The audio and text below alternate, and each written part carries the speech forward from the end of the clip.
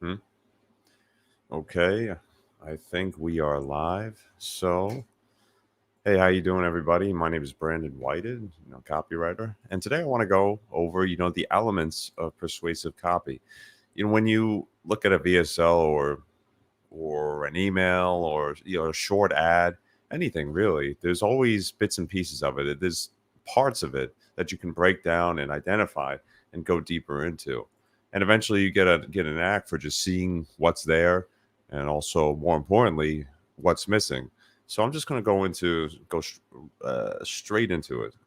Face slash voice, identification, new cause, mechanism, social social proof, mm, slash story there too. And let's just start with these right here because these are, I mean, this is already more than three, and trying to do something that you'll remember later and can use later. And I don't want to overload you. So, face slash voice slash story. I mean, story really goes through all of these, but it's definitely always present with the face slash voice. What is that? I mean, it's the person who's selling the product, the person behind it. Like Elon Musk is the face and voice of Tesla. His personality adds credibility to it, adds relatability to it, and he draws people in because of that. And generally, like for example, in a supplement campaign, there's two kinds, maybe a third, which is one, I'm just like you and I had this problem and I had to figure it out. Or it's like a doctor, I invented this thing to help my patients. And sometimes it can be a combination of two. Like a doctor has a problem and, he goes to solve it himself. I suffer just like you. Dr. Rawls, he's this Lyme disease expert. And I recently got bit by a tick. And he is exactly that, where it's like he's a doctor. Like people implicitly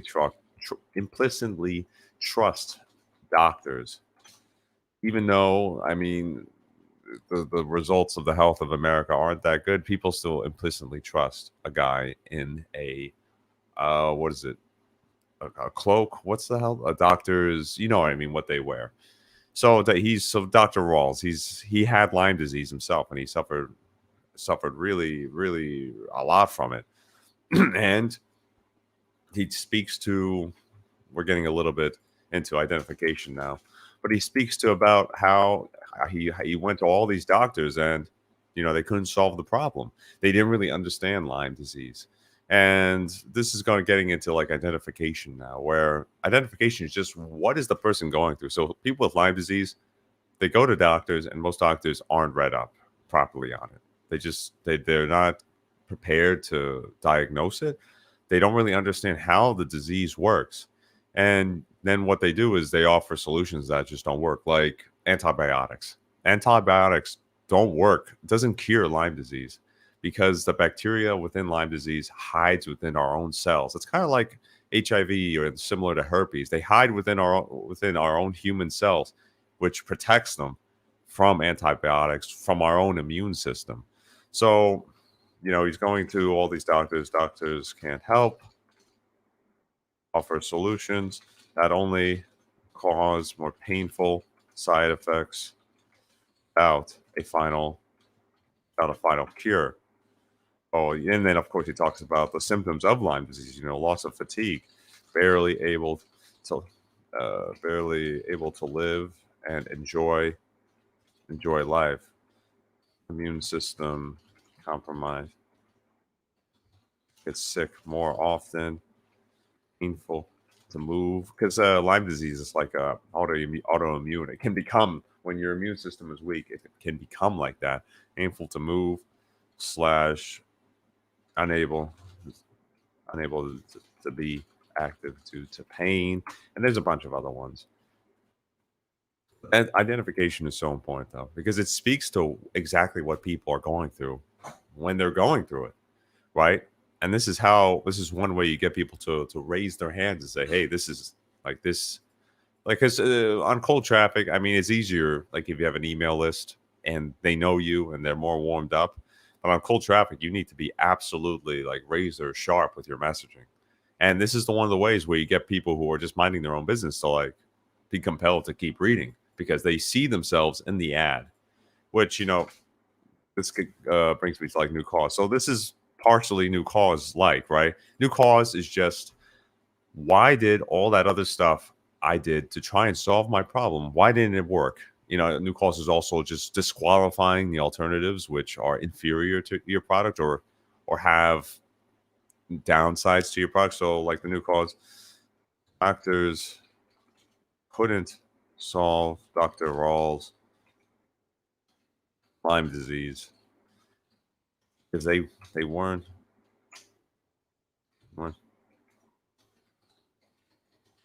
in it.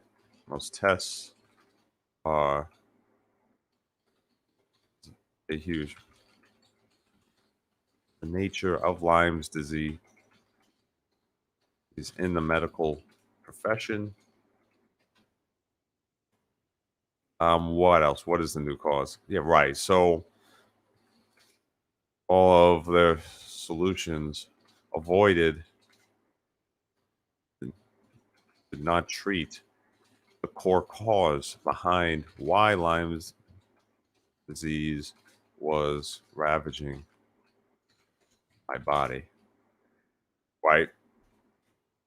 And this is important because once again, people have tried so many.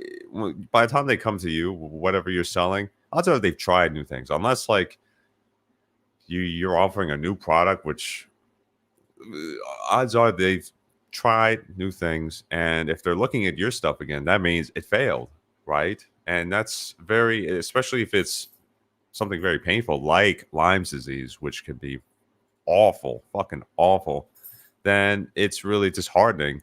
And in a lot of cases, it makes them jaded because that's the other thing. There's lots of scammers and in all marketplaces, people who oversell what they do, they overpromise and underdeliver, and people become jaded from this. So then when you come along, you're a stranger, you have your ad or your email, or whatever, then that they kind of have a PTSD that they're carrying with them, a a yeah, a PTSD, and you need to be able to break through that and suspend their disbelief long enough that they give your product or service a chance. And talking about suspending disbelief, this is where the mechanism comes in. So the mechanism is just how the product works. So Dr. Rawls' mechanism for how he solved um his own Lyme disease was that he strengthened his immune system with botan- natural antimicrobial and a healthy lifestyle. Botanicals that don't have any side effects, like antibiotics, have tons of side effects because they. It's like imagine there's a village and half the village is your enemy and half the village is good guys who would support you and help you. Well, antibiotics is like dropping a bomb on that village and killing everybody. It kills good bacteria, bad bacteria, everything. And obviously, this is a problem because you need good bacteria to live, to feel good. They regulate your immune system, your feelings and your moods, your weight and your hormones. They just affect everything within our body. And of course, antibiotics, once again, they don't solve the core cause of Lyme's disease. They may be able to deal with the symptoms of it, but the bacteria that cause Lyme's disease just go into hiding and they're still there. And if your immune system is still busted, which that's the thing, antibiotics are more likely to bust your immune system and cause you to be more susceptible to these same microbes that it's supposedly trying to cure you of. So another example of a mechanism is, let's go like the skincare company that my mentor Mark Machetti is currently helping with. Their mechanism is the 5 growth factor contained in Matanika renew the your fibroblasts, your skin ability to produce collagen and elastin, building building of young, youthful looking skin from the inside out, right? So the mechanism of why the skincare product works is that these growth factors, there's some other products, there's some other ingredients in there which also have an effect, which is also part of the mechanism. But this is the this is the star, right? This is the hero ingredient, the hero mechanism, you could say. And it works by, we all have fibroblasts within our skin, and this compels them to produce collagen and elastin like it did when we were young. As we get older, our skin loses the ability to produce this collagen and elastin that's constantly lost by just living, by the UV rays, and this basically renews the skin's ability to do that. And this is important because people need to know why this thing works. It's another part of suspending people's disbelief because they've been hurt before, because they're jaded, because they just don't know you and they don't trust you. You need to give them every reason to suspend their disbelief, to say, maybe this could work for me. And this is a huge part of it. Now, and finally going into testimonial slash social proof, which is, I think is pretty, I mean, surely you know this, right? Because think of an Amazon. I was on Amazon and I was looking for, what was I looking for? A sleeping bag, right? And I'm shopping around, and there's this one. It's cheaper and it looks just as good as all the others, but there's 0 reviews. And I'm like, dude, do I want to like? It's more risky. It seems more risky, so I didn't buy it, and I bought one that was more expensive. But we rely on other people to determine whether or not something is good. We'll trust people just because we know them, right? And when it comes to selling products to strangers on the internet or whatever, this is invaluable. So you should always be, well, one, you should have a good product, right? Because you're not going to get testimonials or social proof worth a damn if the product doesn't actually deliver the results that you promise it does. And you're not going to build a business that way, right? You want to have a product that's good so that people, one, refer you, two, they become repeat buyers, they become lifelong customers. Like, for example, once again, with this skincare company, they have so many good reviews. Like, they have over, 10,000 5-star reviews on all their review services. They have so many positive comments on their Facebook ads and on their Facebook pages and on their ads that they've written, that Facebook is actually giving them leeway and allowing them to bend the rules that are usually like set in stone.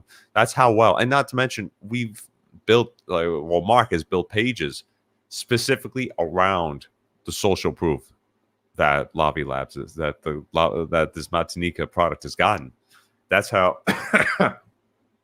Sorry, I had a bronchitis last week, and I'm still feeling it just a little bit.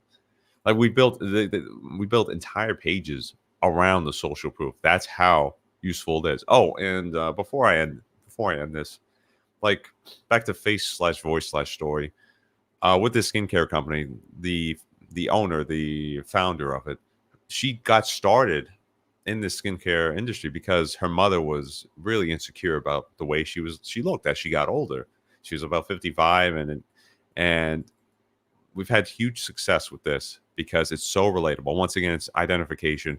The mother's an older woman, and she speaks directly to, and it's just so credible as well. It's just so real. Yeah, I hope that helps, and I'll definitely be doing more of these soon. So feel free to leave any comments, questions. I'll maybe, if you leave a question or a topic, I'll riff on it in another video. But thanks for listening, and take care. How the hell do I end this? Stop sharing. There it is. Take it easy.